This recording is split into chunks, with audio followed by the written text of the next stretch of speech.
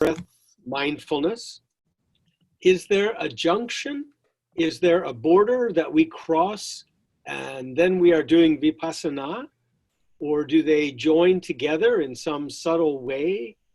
Or do we have to make a specific effort to begin to do vipassana? When we practice anapana, when you practice anapana, do you have to make a special effort to practice vipassana? Yeah? Yes, that's the question? Yeah. Are they completely distinct or are they interconnected? Actually, they both are one. In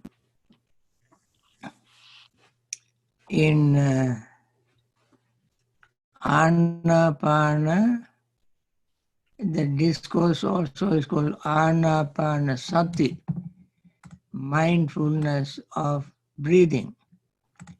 So the title itself indicates that it is mindfulness practice, Anapanasati. That is, we mindfully breathe in. The discourse also says, Satova Asasati. With mindfulness, we breathe in. Sato Pasasati. While being mindful, we breathe out. So, that means mindfulness is there from the title to the end of entire discourse. And therefore, mindfulness and anapanasati are the same thing. In the mindfulness, we become aware or paying total attention to the breath and see the changes in breath. Seeing changes in anything impartially is the practice of mindfulness. And therefore, anapanasati is strictly mindfulness practice. However, we can use the breath to gain concentration as well. And therefore, anapanasati is for both practicing mindfulness as well as concentration. Concentration is implied, mindfulness is expressed. Mindfulness is clearly expressed, as I said, from the title to the end of the discourse. In the last tetrad, the Anapanasati Sutta divided into 4 groups. First group is mindfulness of the body. Second group is mindfulness of feelings. Third group is mindfulness of the mind. Fourth group is mindfulness of Dhamma. In the Dhamma section, we can see very clearly, in Pali it is Aniccanupassi asasisami sikkati, Aniccanupassi pasasisami sikkati, Viraganupassi asasisami sikkati, Viraganupassi pasasisami sikkati, Nirodhanupassi asasisami sikkati, Nirodhanupassi pasasisami sikkati, Patinissagganupassi asasisami sikkati, Patinissagganupassi pasasisami sikkati. What it means, aniccanupassi, seeing impermanence, breathe in and breathe out. Seeing non-clinging, viraga means clinging. Viraga, not clinging, nature. of breathing, we breathe in, and seeing non-clinging nature of the breath, we breathe out. Then nirodha means cessation. When one arises and does not cling to anything, and then it ceases, it stops. And seeing that nature of the breath, breathe in and breathe out. Then finally, patinissagga means abandoning. Really,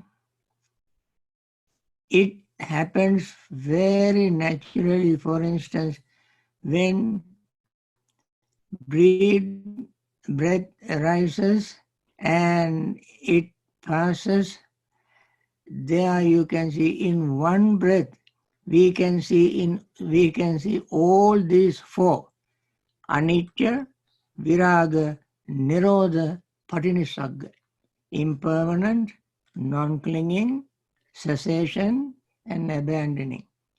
Abandoning means once the breath is gone, we don't know where it is. So we have to realize that it is gone and gone forever. And then in anicca, impermanence, no breath is permanent. Always breath is changing, therefore it is impermanent.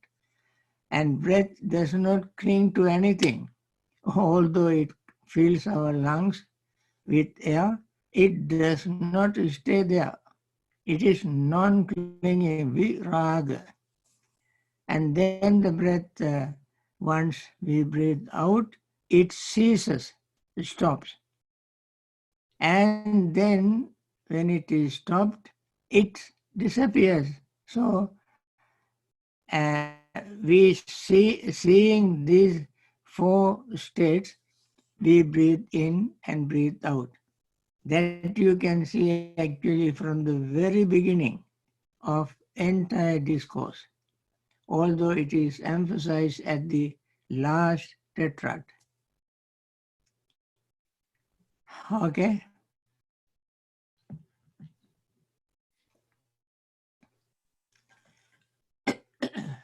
Hello, Judy. And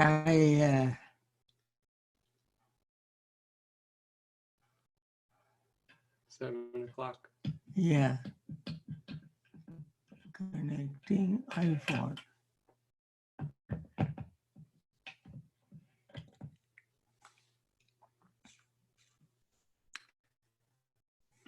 Okay, friends, let us begin, and others might join while we are meditating.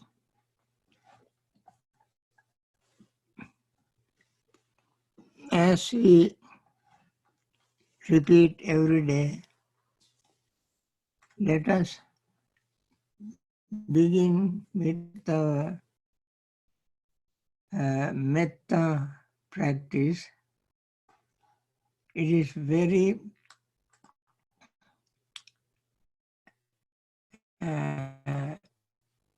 powerful way of sharing our warm, heartfelt wish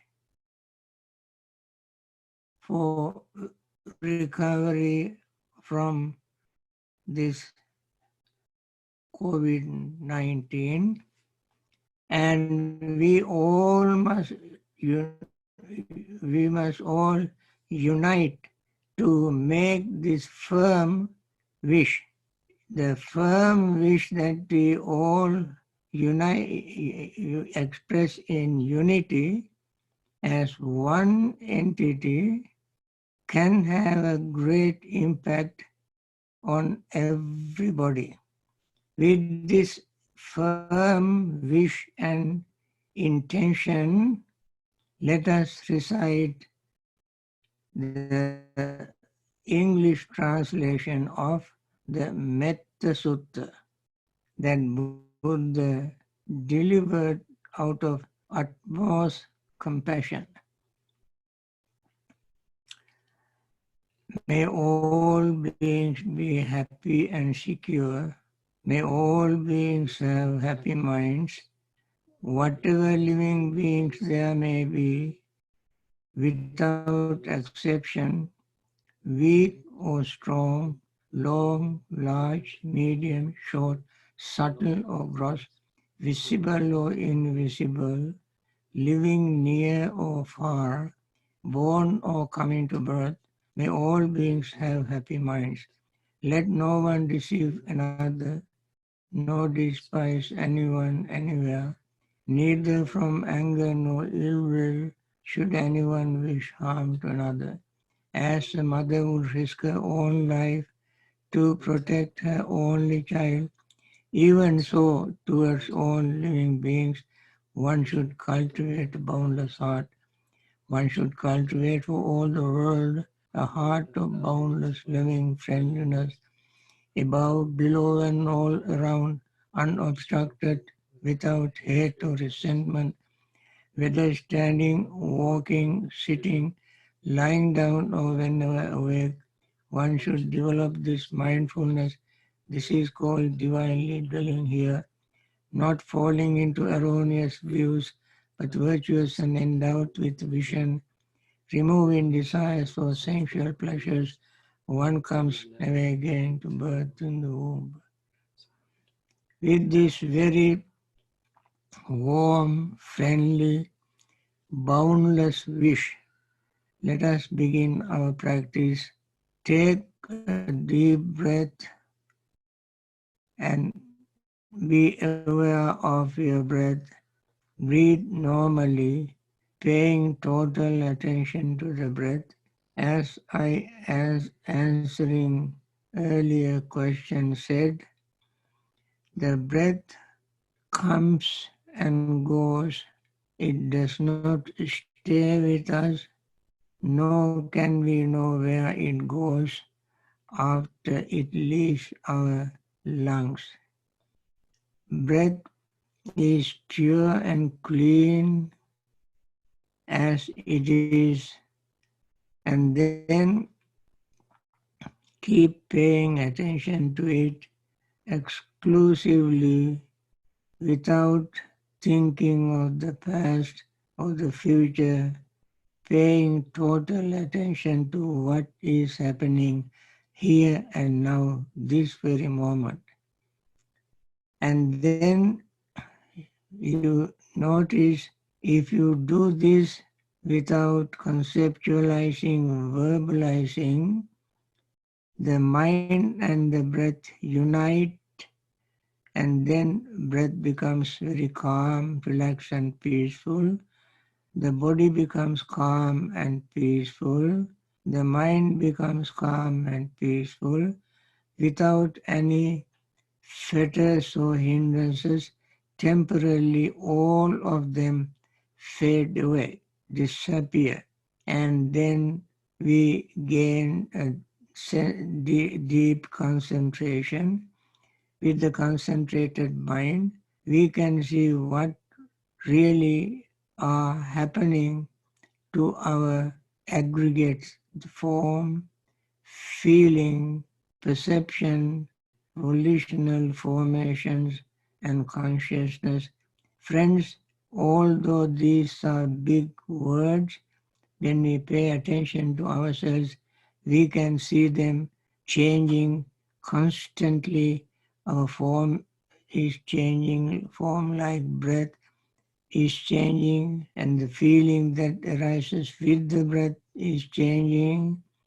Our perception of the breath is changing. Our consciousness or awareness is changing. Attention or intention is changing. And see these changes taking place all the time in us.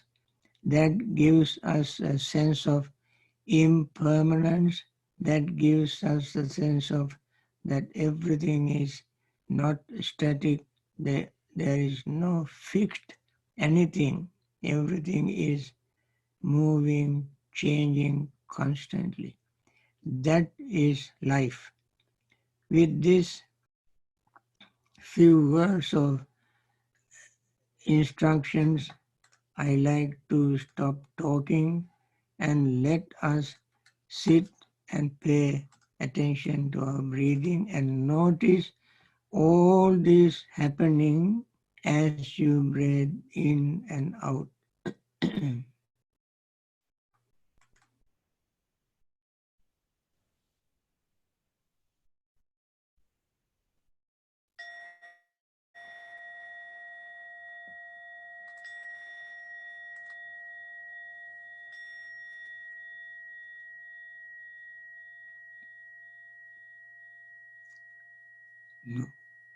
Dukkha pattaca nidukkha bhaya pattaca nibhaya soka pattaca nisoka hontu sabbe pipanino.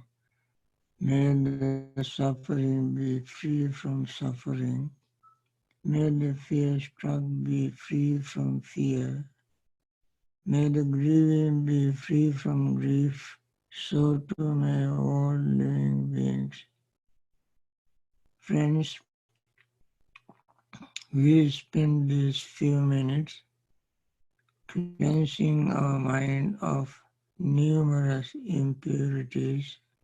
This is a very golden moment for us to wish all beings to be free from pain, suffering, afflictions, and liberate from their diseases, sorrow, lamentation, pain, grief, and despair, and return to normal health and live long in good health.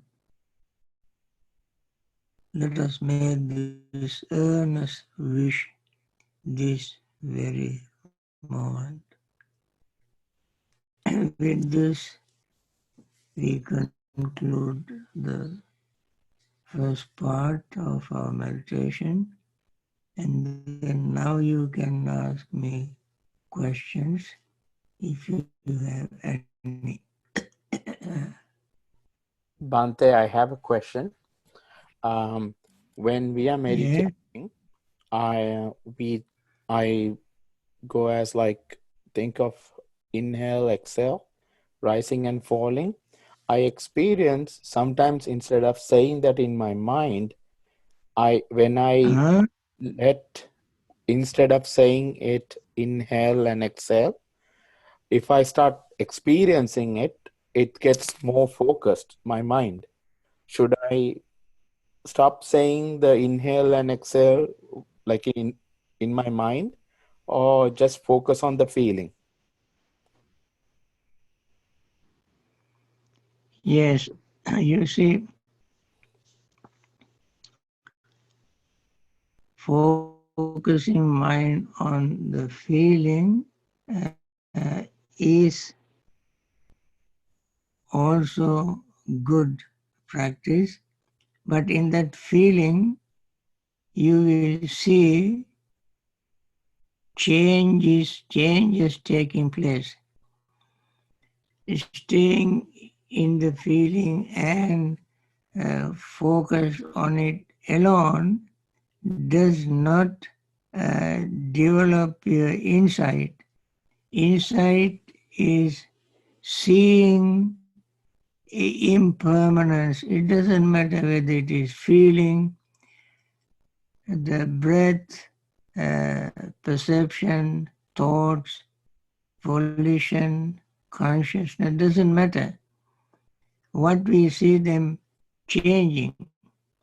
Feeling is changing. You may experience feeling as one peaceful, continuous experience. That is how you feel.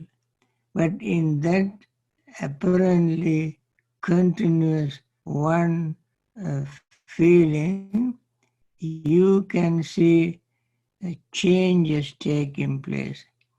The degree of feeling is not always the same. The degree changes. Whenever any change takes place, be fully aware of it. That way, we understand the true nature of everything. That is, everything is changing, including the feeling. So focusing mind on the feeling is good, but in that focus also you should be able to see the changes, may be very subtle changes that you can notice. Thank you, Bhante. Pinsidaveva. Noticing doesn't mean that you verbalize or talk to yourself, but simply pay total attention, then you will see the changes more clearly. If you use words, the words get in between the reality which is changing and yourself. Okay? Thank you, Bhante. Pinsidaveva. Okay. Any other question? Dear Bhante, is it necessary to keep faith, right effort, mindfulness, concentration, and wisdom equally balanced to yes. practice? What happens if one faculty is relatively more? Thank you. Yes, when one faculty is relatively more, say for instance, faith is stronger than other factors, then try to go into wisdom faculty, wisdom section. If the energy is too much, try to focus the mind on concentration practice, samadhi, Saddha, Viriya, Sati, Samadhi, Panya. These are 5 spiritual faculties. The Sati is the predominant factor which balances all other mental factors. So, Sati, mindfulness will not be too much. Other factors can be or can over can be stronger, making other factors weaker. But mindfulness never become sort of stronger, or mindfulness can become weak, but we can make it stronger. And no matter how strong the mindfulness is, that will not be too much. There is no way that mindfulness can be too much. But other factors, when one arises, you go to see which factor is stronger, and then you develop other factors to balance it. And that noticing strong factor, weak factor also is a function of mindfulness. Thank you, Bhante. You are welcome. Bhante, Bhante, I had a question. Yes. Or it sort of follows on the it follows on the other question earlier about the breathing in and breathing out. And I have a sense sometimes when I'm breathing in and breathing out and concentrating more deeply that it isn't a change so much that I'm experiencing, but there are moments where there's just the breath. And it's like when I begin, it's like I breathe in, I breathe out. But after a while, it's just the breath. And there's no I. Right. Right. you don't say, I breathe in, I breathe out. In the first place, I does not exist to say I breathe and I breathe out. Just be aware of the movement of breath in and out and eliminate the word I or say I breathe in and I breathe out. In order to teach somebody how to practice meditation, the sentence I breathe in, I breathe out is used. But the discourse itself does not ask us to say, I breathe in, I breathe out. That is,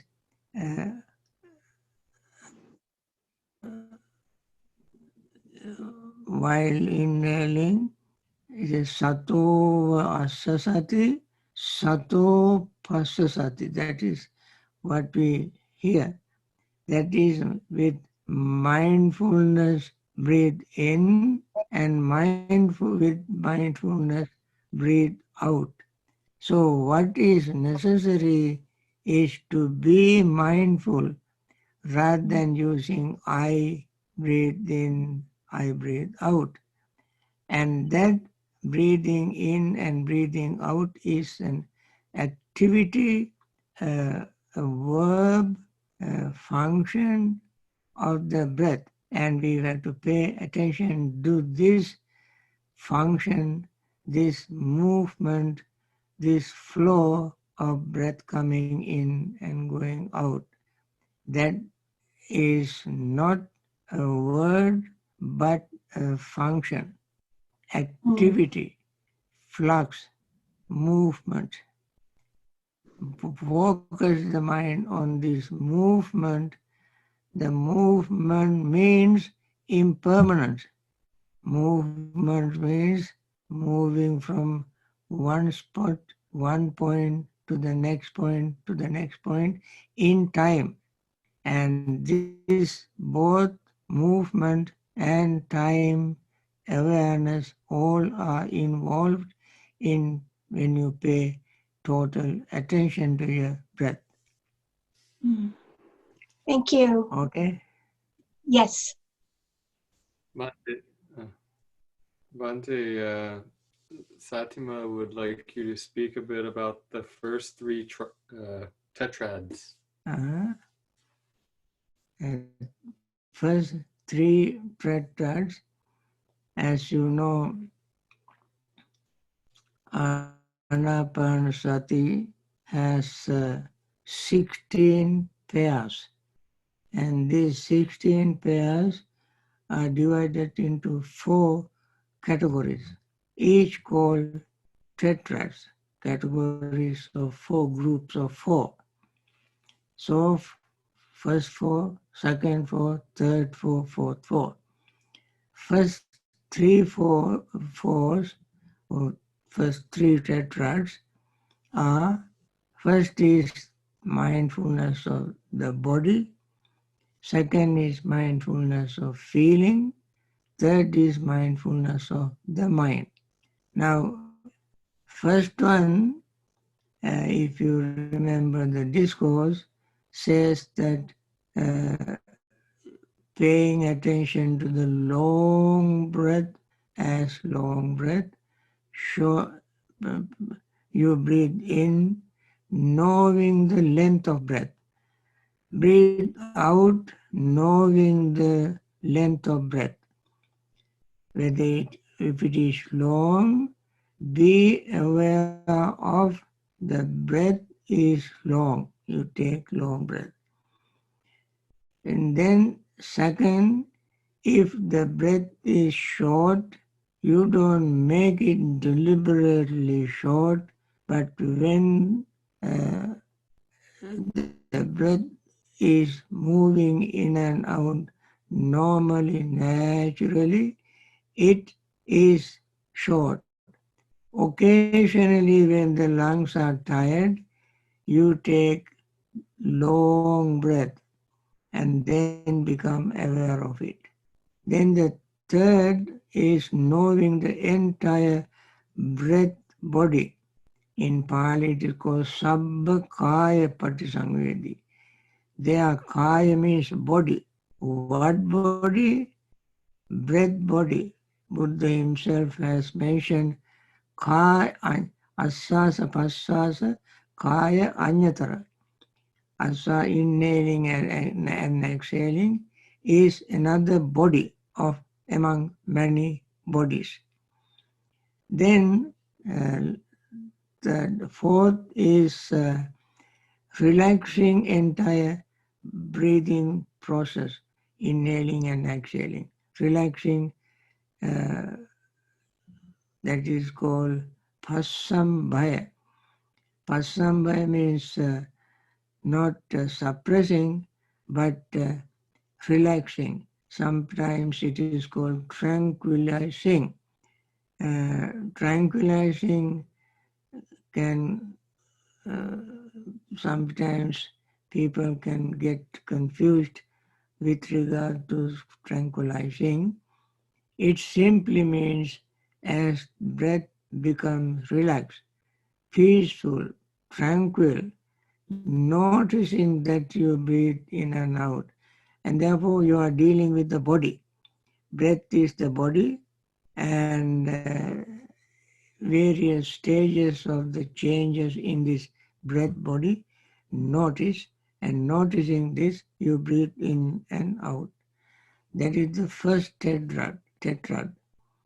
Second tetrad is Piti Patisangvedi, knowing the joy. The joy is a feeling. Piti Patisangvedi Asasisami Sikati, Piti Patisangvedi Pasasisami. And then happiness, joy. Next is Sukha Patisangvedi Asasisami. Third is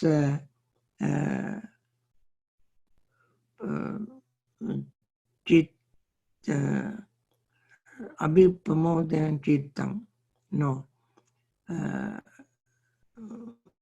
What do you call Piti Parasangvedasya, Sukha Parasangvedasya, and Pasamba and Chitta Sankaranga Sisamiti. Chitta Sankara Parasangvedi, Pasamba and Chitta Sankara. Chitta Sankara means Sanya and Vedana. And then tranquilizing the sanya or perception and feeling, you breathe in and breathe out. These are the second tetrad. Second tetrad. That is dealing with feelings. And the third tetrad is dealing with the mind. That is abhipamodhan chittam. Chitta Patisangvidya Sisami is in knowing consciousness, you breathe in and breathe out. Sisa Patisangvidya Pasim. Abhipamodhan Chittam, you elating, delighting the state of mind, you breathe in and breathe out. Samadhan Chittam, again calming your breath, what you call calming consciousness, the mind you breathe in and breathe out.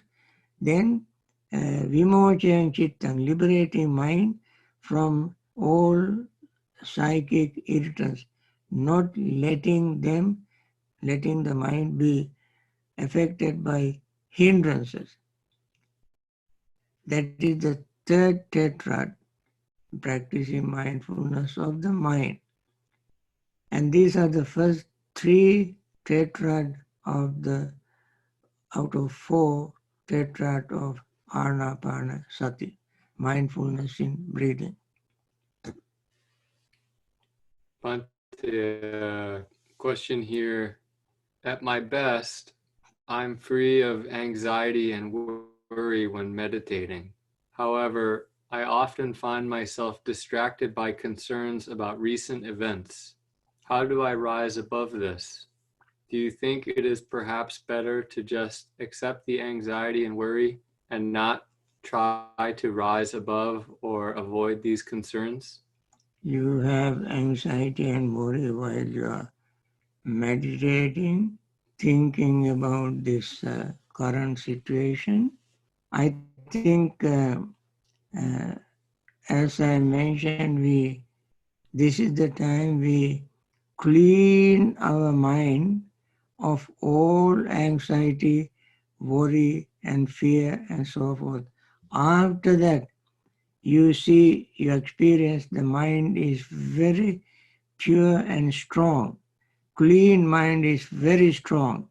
And that is the time you have to think about sharing your concern, your metta with all suffering beings. At the beginning, we do that and we drop it and then start practicing mindfulness and then gain concentration. In these 3 stages, we try to remove our fear, tension, anxiety, worry, hindrances, and so forth, and clean the mind.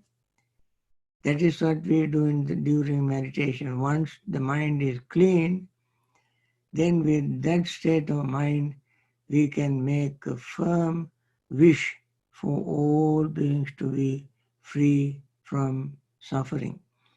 While meditating, keep the mind clean. Bhante, I have one more Okay. question. So What is that? where can I find the Mahasatipatthana Sutra Sinhala translation one? Because I'm good in Sinhala understanding. Where can I find it? Because when I search it on Google, I find lot of PDFs. I do not know which one to follow. Can you please give a guidance on that?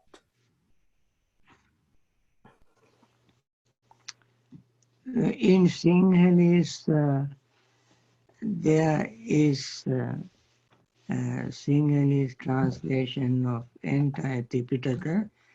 You may go to Buddha Jayanti Tipitaka, and there you see very clearly, if you send me your email address, I can search this for you and send you the link. Okay, Bhante, I will private message Okay? you to Brian right now, my email address. Very good. Bhante, are the stages of jhana states of mind that a person reaches during meditation only, or does a person remain? Are the stages of jhana states of mind that a person reaches during meditation only, or does a person remain in a stage of jhana throughout the day as well? No. Only during meditation you attain jhana. Once you get out of meditation, you lose your jhana.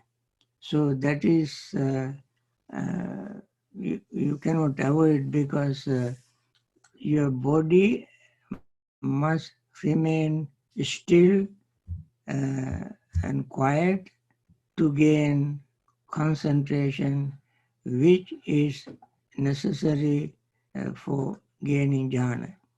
And therefore, after that, you cannot have it while you are working or moving.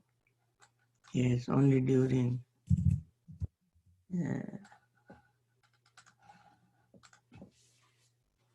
okay. Well, All right. now with this question and answer, we want to close this session and see you tomorrow morning at 10 o'clock. And good night, everyone. Thank you so very much, Bhante. So much, Bhante. Having a clear mind. Thank you. Thank you, Bhante. Thank you. Om Siddhaya Bhante. Thank you. Bye. Okay.